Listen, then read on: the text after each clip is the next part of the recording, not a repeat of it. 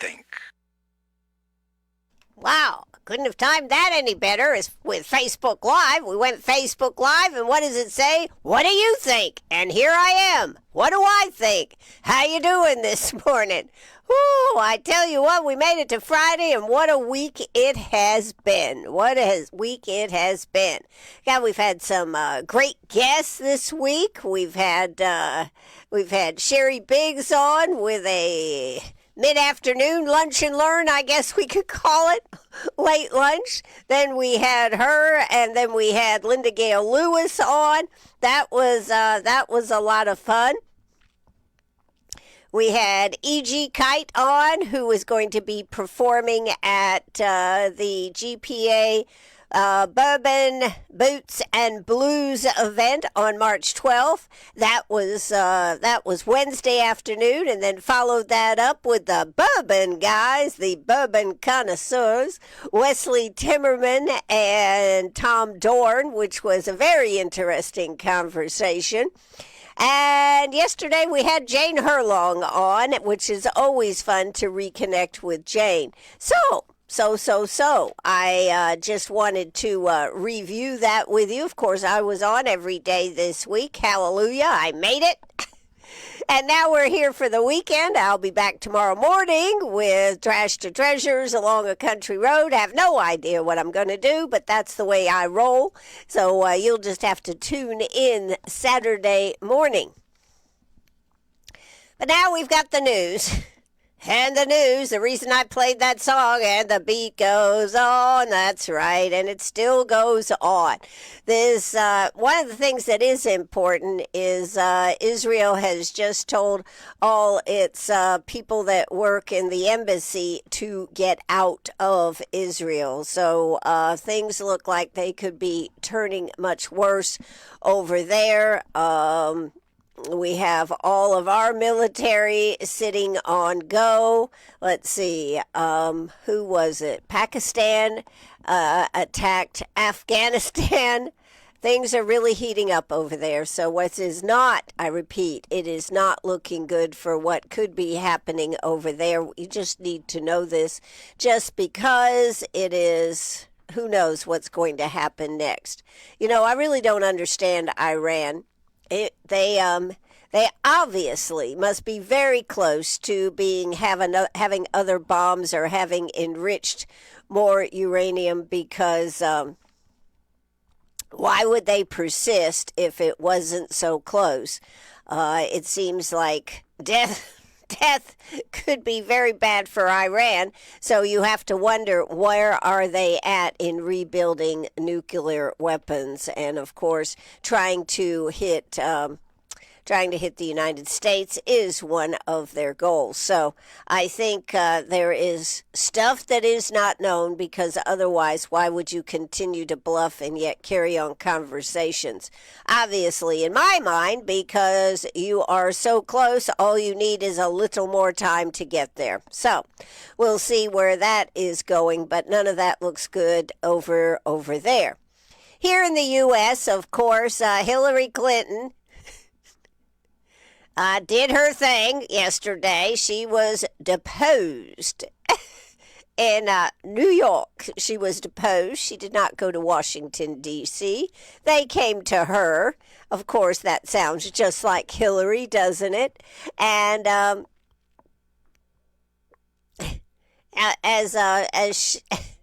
as she would like to have said, I don't know if she said it, nobody has put it out there, what difference does it make, as she famously said?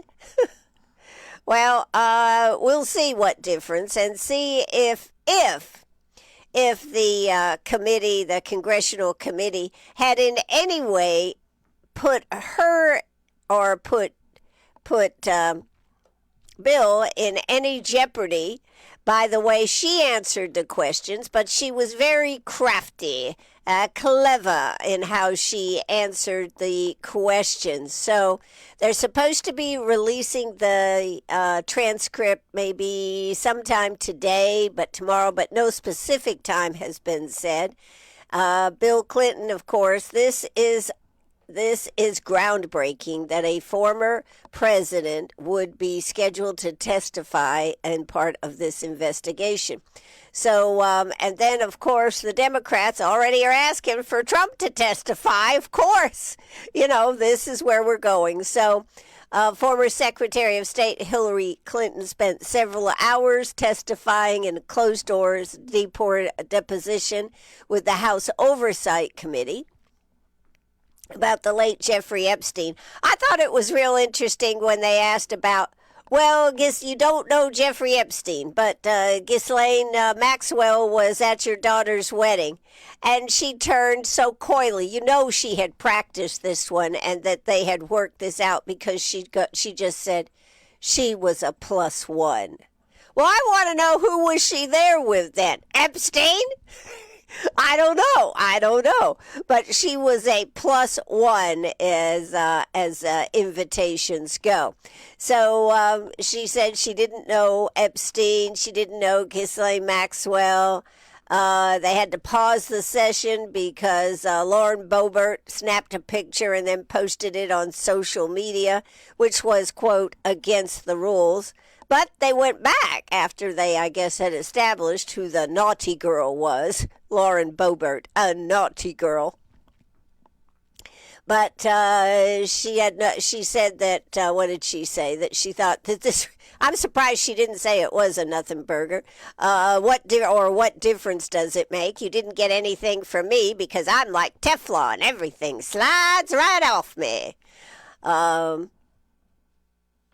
It is kind of surprising that they didn't bring up Benghazi just to try to rattle her cage, right? It is interesting that they didn't bring up. They brought up some other issues, so why wouldn't they bring up Benghazi and just see what she had to say this time, since so much new information has come out on Benghazi? But they didn't.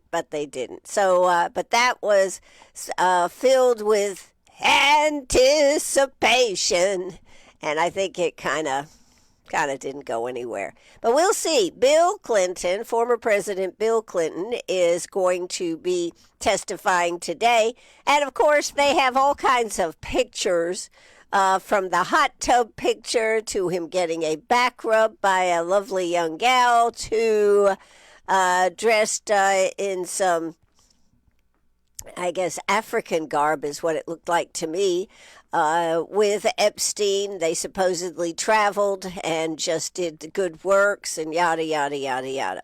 The biggest thing that the Clintons, I'm sure, would like to keep separate is their organization, their nonprofit organization that does, quote, such amazing work, and I think, and a lot of other people think, is just a cover to be able to spend the money that is put into the foundation. But that's a subject, I do believe, for another day. So Bill Clinton is going to be deposed today.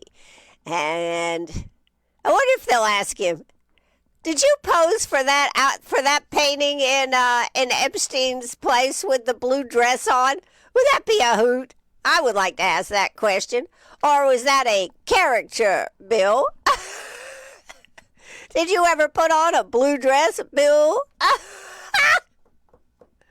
Oh, I could have fun with that. Why don't let me at it? Let me at it. That's like Penny saying, I can do it. Just let me at him. Let me at those deer out there in the backyard. Okay, Ann Eller. Let me at him. Let me at Bill here. All right. Anyways, that's a little bit about what is going to be happening, and of course, it'll be the chatter all over the shows this weekend. So we'll see where all that goes. Now, on to another topic, still on the Nancy Guthrie case is still no answers. I did find it interesting that they found a Ring doorbell from 2.5 miles away from where Nancy lives that had 12 cars going from 12 midnight to 6 o'clock in the morning from somebody's Ring doorbell. And Nancy Grace was talking about, Nancy Grace is such a caricature of herself, I think. She has the same piercing look. She talks about how that no, this is not an end to the case with the FBI moving their offices back or moving to Phoenix. They won't be staying there with the sheriff. Probably we don't know this, but probably the sheriff told them, get your butts out of here. So they said, okay, we'll go to Phoenix. I don't know. But that this Ring doorbell video has surfaced, and it is odd the way some of those cars are appearing at that time of the night, particularly out there in that neighborhood. So this is a new piece of evidence that something was going on, so we'll have to see if anything comes on that. Now, Nancy Grace did say, because of course the Ring doorbell, you couldn't see the license plates or anything, but Nancy Grace said all they needed to do was match that up with what was coming, what the cars were like and everything, match the times and everything, and they would be able to establish what the license plate of the vehicles are. You know, to me, it is tremendous, the ability that law enforcement has today to be able to find things. I just find this totally blows your mind away about how quickly they can use cameras. And, you know, we are being watched everywhere. We might as well just accept that fact. But that they would be able to take that Ring doorbell, take those cars, match those cars up to cars that are seen at other intersections because of the way it feeds out of the community. There would be cameras. So look for something probably to be coming out of that. So that from that point, it is interesting. I also heard yesterday, I don't think I know, I didn't look anything up on it, and I don't remember from whence this is, whether it's in our state or somewhere else, but they are going to start using drones to assess a situation instead of 911 call, when they have a 911 call, instead of necessarily sending at that moment a vehicle with EMS or whatever. They are going to send these drones out, assess the situation, for example, maybe in an accident, I don't know, at a house if something had happened. And then, because they could be most anywhere in less than 5 minutes, and then the drone would send back the information on what to send. It could be much more efficient. How about that? Is that not phenomenal? I think that is phenomenal. I mean, I'd still want those vehicles headed to it, but just by being able to send that out immediately, I think wherever this was, they were talking about 2 or 3 minutes that this drone could be anywhere in that area, check and send back information. So really the delay would not be that great, but they said it made so much more sense because it takes X amount of time for a vehicle on the ground, and a drone could go in the air and assess the situation and then send the information back, and then they could send the appropriate vehicles. So technically, it would actually be much quicker. For example, I guess if it was really bad, they could get they could have a helicopter, a medevac transport. So this is pretty darn cool technology that could and will save lives to be able to send a drone that quick. So when we hear about shortages such as in our area, like we heard last week at the county council meeting, how our EMS, fire and EMS have sending them out to calls. Sometimes it's a delay and everything. Think about having a drone that could be there and assess the situation immediately. Wow. What a deal. I'm sure this will become the rigor of the future. Of course, then we'll have to buy drones, and then we'll have to have operators. Yeah, no. But anyways, I thought that was a fascinating piece of information. Now, what else is happening out there? Well, I'm glad you asked. We weren't able to. Representative John McCravey wasn't able to join us here this morning, but he is hopefully looking at sometime next week to be able to get on. But we'll just have to see. There is so much going on down there in Columbia. But one of the things that has been a hot topic down there has been the hemp and hemp beverage front. There's been activity in the House, but no major bill has passed yet. Lawmakers are still reviewing legislation that would regulate intoxicating hemp products, set THC limits, and create licensing rules for them. One of the big things that they're talking about on that is getting them out of these gas stations where young people can get them. Get them. But you know what? I think it's not just young people. It's all people. These things are highly intoxicating. Did you hear the story this morning? How this on our news show here this morning about a child who ended up taking one of the hard seltzer drinks in his lunch, and it was a margarita. And he thought that this just tasted pretty good, so he started passing it around to the other kids in class.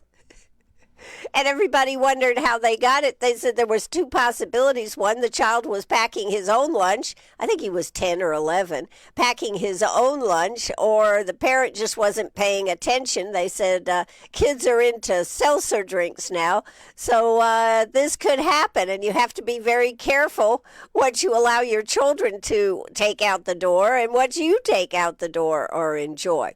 But anyways, this thing with the THC and the hemp is, I don't know if they're going to get anywhere. I know the liquor lobbies are definitely pushing to remove it. So the only place those drinks can be sold would be in the liquor stores, which that's a boom for the liquor stores. You know, lobbyists have a very important persuasive position. They are paid on the fact that they produce results and they work hard. You know, we've heard stories from Daniel Gibson and Billy Garrett, even John McCravey, about how they push to get in the door to talk to you. And so this is going to be interesting to see if it has any effect. The liquor lobbyists have any effect on what is happening down there in Columbia. So that's one part of it. On Sunday liquor sales, lawmakers have introduced bills that would let voters in counties or cities decide whether to allow liquor sales on Sunday, but no law has passed yet. This is, of course, I think most communities you can, as far as liquor by the drink in restaurants and everything, this is to open up liquor stores on Sundays. So that is another hot topic. And so, but they're trying to decide to let the counties decide whether to do or not do. So both the hemp drink regulation and Sunday liquor sales are active topics at the State House, but neither has become a law or come out so. But this could impact Sunday sales, I think the liquor sales basically has to do with regular liquor stores being open, selling, I guess we could say, hard liquor as opposed to beer and wine that, of course, you can buy in your grocery stores. And here in Greenwood, you can. You can on that. I'm not sure whether all or whether, I think that's county by county. But anyways, that's a few of the updates of how they ended up. So liquor sales, hemp sales. The Ten Commandments is, somebody said they didn't think it was required. According to what I read, it is required that the Ten Commandments be posted into each. It says the word required. Out of the House passed a bill requiring 10 Commandment posters in all public schools and college classrooms, sending it next to the Senate for consideration. They also did a ceremonial resolution naming March 3rd Clemson Day. And lawmakers also moved to extend the deadline for required alcohol server training under the state's liquor liability law. A couple of other things that are going on. Proposals on data center permitting and utility billing protections were introduced and referred to committee. And in the Senate, lawmakers passed legislation to keep university athlete revenue sharing contracts shielded from public records. I imagine there's going to be a big outcry on that. That's raising debate over transparency. So that's another issue. But the Senate did pass keeping university athlete revenue sharing contracts shielded from public records. What do you feel about that? 864-332-9355. 864-332-9355. Anybody got an opinion on that this morning? Who cares, Ann? Yeah. Well, I think it goes to the possibility, to me, of what else will be put under that shielding. How else can they keep these things from being public? And how much money can people contribute that it becomes something that just kind of slides under that? And we, the public, we, the taxpayers, don't know how much money is actually coming into the coffers on that. That's, to me, what the real story is. That by shielding it, they're saying it's just for students. But what else is actually going on it, I think, is more the question. So I would be curious if you have any thoughts on that. 864-332-9355. 864-332-9355. So that is a thing. Now, one of the other articles that I read this morning early was about this data center that there is a lot of uprising in Spartanburg about. And the data center, I'm going to make a comparison, and some people are going to say, why are you even doing that, Ann? Because I can. This is an article from the Post and Courier. It says, and this is the headline, amid public backlash over $3 billion data center, Spartanburg officials could nix proposed tax breaks. This becomes an interesting point. Now, I'm not going to go through the article, but basically just tell you that there's a lot of question about whether they are going to put this data center in. A lot of people have raised up against it and have argued about how it'll take the electricity, the water, all these type of things, right? But the big point is, because there's been such a stink by the public, such an outcry to the county council up there, they are considering that they may let the data center be built, but they won't get the incentives to come there. Now, those in our community who are looking to stop some of the growth in our community, I think should take note of this.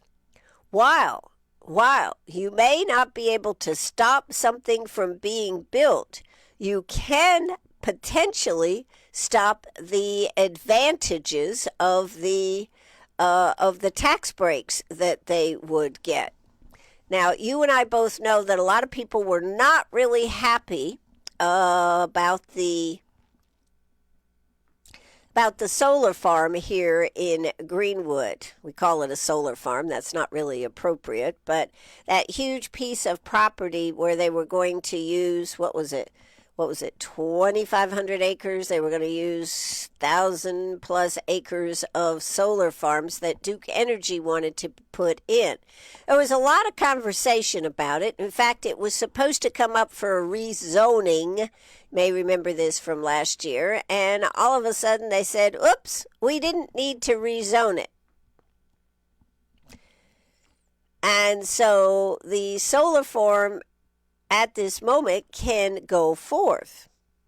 But I do remember this little conversation that they had, that they would be coming, Duke Power would be coming back this year to see about getting some advantages, some tax incentives to be able to put this solar farm in. So I just wanted to bring this up because I think it is an interesting point that while the public may not have the power to stop things, you may have the power to stop the incentives being given on these projects that you are totally against. And simply by voicing your opinions and continuing to harp on them, you could keep county council from giving the incentives. Now, that doesn't mean that they wouldn't give the incentives, but this is a question that right now is happening in Spartanburg. The public is so against this data center that while the data center, I think that they can't really stop the data center from being built on this piece of property that they want, but they could, the residents of Spartanburg County could keep the incentives that the county and the data center company had been working on, keeping those from happen. So I say, public, take note. If you really are serious about stopping something and there are incentives from our county council, or it could be a city council project, but a county council mainly, then you would have the ability to keep voicing your concerns and speaking up and making it difficult for county councils to approve. So, now, what happens to the project then may not happen at all. I think this data center, it may be a real question whether they actually do build it or do they go somewhere else. County council up there is telling the people, oh, they may go to North Carolina if we don't give them these incentives. Well, if you're really against it and you really don't want it, that is the option that you have the ability to take. But even President Trump the other day said these data centers have got to have their own power source, do the things to keep them from not pulling on the grid and pulling everything for other people. So I think it's an interesting topic to consider. If you are serious about keeping things from happening, then you have the ability and the power of your voice and the power to make your concerns known, not only in county council, but across all the media platforms that they are, to keep county council from giving in incentives. You know, so many times we pay for the incentives to get these businesses here, and if for some reason they're not built, or if they, after a couple of years, that maybe they have a 10-year plan with reduced taxes for employees or for property tax or, and then they bug out after a couple of years, we're the ones that have given the incentives. So it is a big topic and something worth watching, and I plan to keep watching on that one. Just wanted you to be aware of that. Now, what else do we have going on? Well, this is a horrific story. It's a horrific story. But as I was reading it, I couldn't help but notice that there was something could be considered humorous, although most people are going to say, Ann Eller, that's totally insensitive of you. And actually, That's what comedy usually is about. Did you hear this story? 6,000 pigs killed after being trapped in a barn during a wind-fueled fire at an Ohio farm. Now, I agree. This is a horrific story. Around 6,000 pigs died in a huge fire on Wednesday at a farm outside of Columbus, Ohio. The blaze at Fine Oak Farms in London, this is Ohio, began when a refrigerator in an employee break room caught fire, and it spread quickly through barns housing the facility's hogs, thanks to high winds pushing the blaze through air vents normally used to keep the pigs cool. This is horrific. Firefighters faced extremely challenging conditions throughout the incident. Sustained winds of approximately 20 miles per hour with gusts reaching up to 35 miles per hour significantly accelerated fire spread and complicated suppression efforts. So, no one was injured in the blaze, which began around 12 o'clock, and rescuers saved about 1,500 pigs.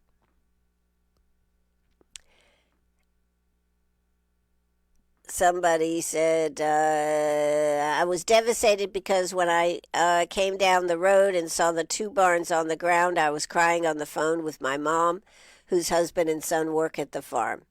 It took about 250,000 gallons of water and more than 4 hours to fight the blaze, according to officials.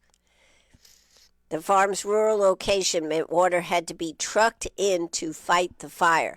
So they don't have a regular fire right there to your door. No, they had to truck it in, 250,000 gallons. Animal advocates said that the increasing size of livestock farms raises the risk of high fatality events like the fire in Ohio. The big issue at these large operations, incredibly large numbers, yes. Pork production has nearly tripled in Ohio in the past 2 decades. Well, as I was reading this story, and I wanted to give it the full emphasis of how horrible this is, I was wondering if they would be having a lot of barbecue, if there'd be a lot of bacon. I'd wonder if they'd turn it into a barbecue fest or something along that line. I realize that's totally insensitive on my part, but I just had one of my texters who, as I was going through this article and saving the punchline till the end, came back with something similar. What did he say? That's a lot of bacon cooking at one time. Absolutely. But I was thinking, how do you turn a tragic situation into something?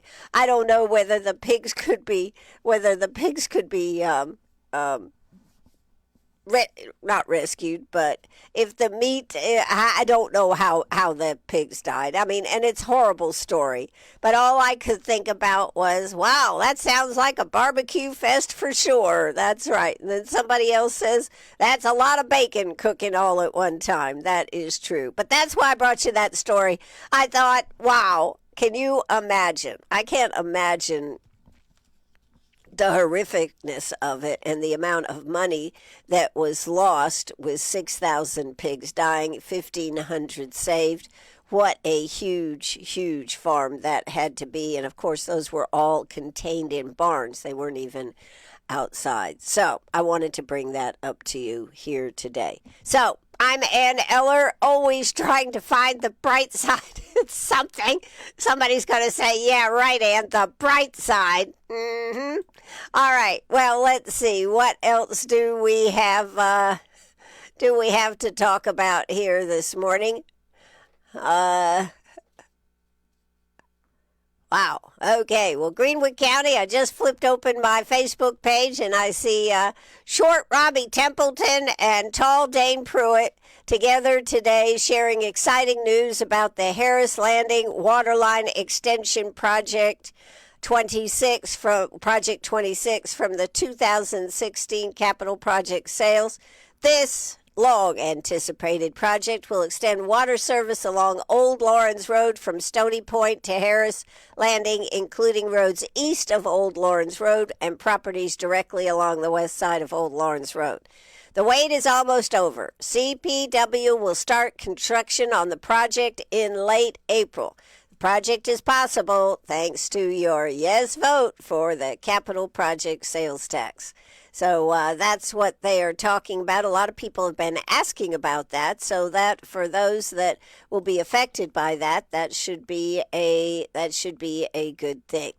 Other things that I want to make sure that you know about, that if you miss any of the shows, if you missed Linda Gale Lewis, Jerry Lee Lewis's sister, you got to go back and see that one. Lord, that was a fun interview. That was with the Sherry Biggs interview. I think that was on Tuesday afternoon. I know that one is posted on our website if you're not a Facebooker. All of our shows that we do on Facebook are there for 30 days. We always take in the first couple of 3 days and get them on the website. By the way, we are working on a new website design. Kind of excited about that, but that's in progress, so you'll have to stay tuned and check that out. Should be a lot easier to navigate and everything, and a much updated look, so make sure you check that out. Yesterday, we did have Jane Jenkins Herlong, and she was telling us about a movie she was in. Now, Jane is not young. She has grown children, and she just did a movie where she was pregnant. I can't wait to see that. She goes, Gad, Ann, I don't know if I should have done that or not, but she did. So we'll be checking that out. But she's always has good stories to tell, and we had a great time yesterday with that. And, of course, on Wednesday afternoon, E.G. Kite, who is coming here with her trio on March 12th for Bourbon, Boots and Blues, I have to get this right, with Greenwood Performing Arts. You can get your tickets on greenwoodperformingarts.org website or at the Art Center. I did not realize this. She has worked with B.B. King. She got her start, decided on the direction of blues that she wanted to go with from hearing Coco Taylor. But all these artists, Merle Haggard, she was actually a country singer to start who crossed over to blues. Great interview with her. And then, of course, our bourbon guys, Wesley Timmerman and Tom Dorn, shared what they will be doing at the Bourbon, Boots, and Blues. So you're going to want to check that out. All right, what else did I want to share with you here this morning as I'm flipping through? There is going to be so much coming up in March. I don't know how we're going to keep up with it, but we will do what we can do as far as keeping up with it. One thing I wanted to share with you is an event that is happening tomorrow. No, it's today. And what are you thinking? This is not the event I'm talking about, but coming up on March 8th, the 11th annual Shamrock Parade in downtown Lexington. That really sounds like a blast. They're going to have the Blowfish Baseball presents the 11th annual Shamrock Parade with Irish bagpipers, Irish dancers, Fort Jackson's Army Band. Really sounds pretty cool. I may try to get down there for that. I think that could be a whole lot of fun. Also going on today from 9 to 1 at the Odell Center right here at Piedmont Tech. They are doing their spring open house. Lots of organizations will be there, and they're having free food, fun activities, and great giveaways.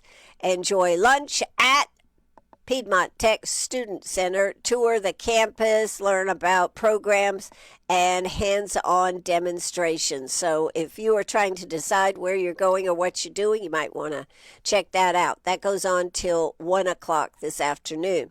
Also, tomorrow is the last day to get your tickets to the museum's Derby Party coming up on May 2nd. You can save $20 per ticket, so go ahead and get those. Tomorrow is the last day on that.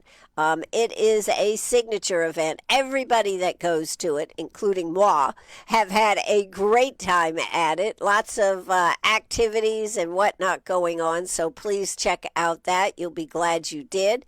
Tomorrow is also the last day to get your free chicken biscuit at Chick-fil-A. There's another good one. Things coming to the end here. So make sure you are checking that out. That was okay. That's already passed.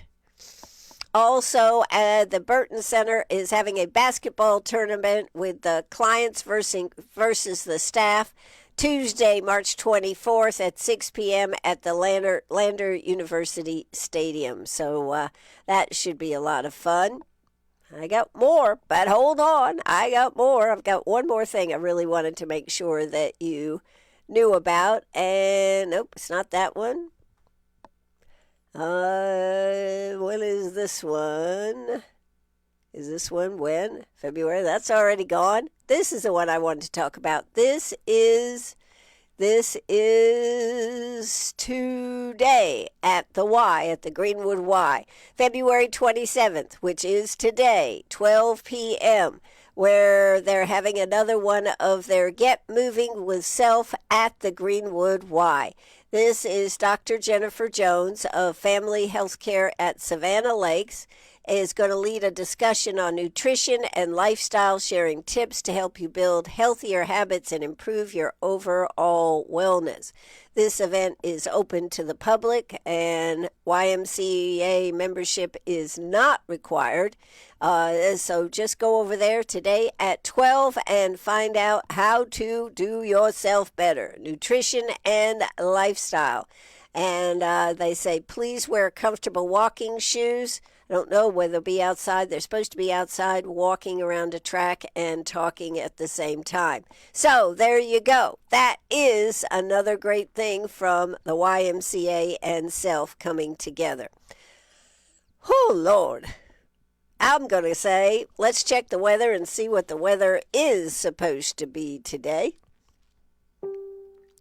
Hadn't done that yet, had I? Let's check the weather. The weather, it's 58 degrees outside. Feels like 58 degrees. We are headed for a high today of 61. Cloudy, high near 60. And tonight, overcast areas of patchy fog developing, low of 48. So that is where we're at. Not really much chance of rain. Saturday comes in with areas of patchy fog early, cloudy skies early, followed by partial clearing. High of 66. Winds light and variable. You know, we have had some of the worst winds around, haven't we? Well, we are looking for winds light and variable, and a low on Saturday night of 42 degrees. Sunday comes in with intervals, and that'll be March 1st, folks. Intervals of clouds and sunshine, high of 77 degrees, low of 48. Monday, we're going to cool back down. First couple of days will be in the low 60s by Wednesday or Thursday. For the rest of the week, we are in the mid to upper 70s next week. So how about that? Wednesday, Thursday, Friday, Saturday, Sunday, Monday, Tuesday, we are going to be warm. You know, I've looked at some of the pictures coming in from previous years where I've taken pictures of flowers or spring blossoming and everything. We're way behind. Way behind where we were last year and years before. So it looks like we might just be getting ready to catch up. Woo! All right. Without anything else to really talk about, hold on. Sorry. I am going to say adieu. Penny goes, hallelujah. Let's go outside and run around in the mud. Mom, come on, let's go. So that's what I am going to be doing. I've also got several people coming by here to work on new projects. So I am excited about today. I hope y'all have a good weekend. I hope you'll tune in Saturday morning to see what we're playing on Trash to Treasures Along a Country Road. It's always classic country and some blues thrown in just to have a good time. Hope you'll join us, and we'll be talking about a lot of things going on. Thanks so much for joining me this morning on WCRS Radio. That's it. Drop the curtain, and cue the music, and there you go. Bye-bye, everybody.